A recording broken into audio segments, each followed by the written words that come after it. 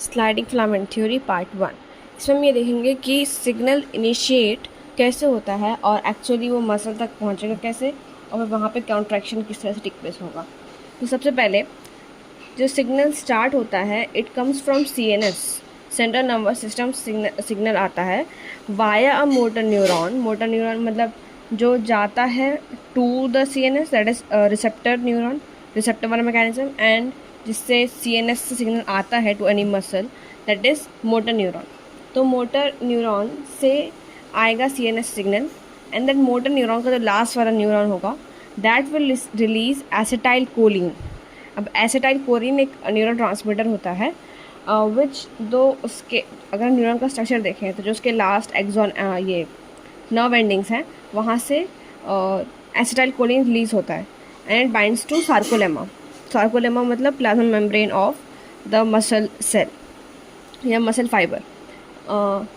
Sarcolemma में से bind होने के बाद it spread through the muscle fibre, मतलब पूरे मसल फाइबर में वो स्प्रेड होता है अच्छी तरह से, और आसपास के जो मसल फाइबर्स हैं जिसको कॉन्ट्रैक्शन चाहिए, जिसमें से कॉन्ट्रैक्शन ज़रूरत है, and due to its spreading through the muscle fibre that causes increase in release of calcium ions.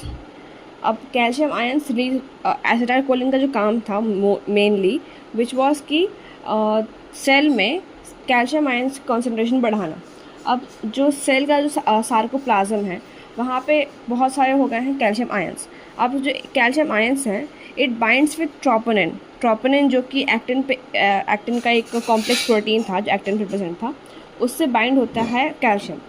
और जैसे ही कैल्शियम ट्रोपोनिन से बाइंड होता है उस वजह से ट्रोपोनिन की जो साइट थी जिससे वो एक्टिन की binding sites, myosin binding sites on actin, उसको जो मास्क कर रहा था वो अनमास्क कर देता है। बिकॉज अब तो वो Ca2+ से जुड़ गया, पहले वो एक्टिन से जुड़ा हुआ था, अब वो Ca2+ से जुड़ गया, इसलिए जो जगह थी एक्टिन पे वो अनमास्क हो जाती है विच opens up the sites for myosin binding. तो इस वजह से जो एक्टिन है और मायोसिन है अब वो बाइंड कर सकते हैं।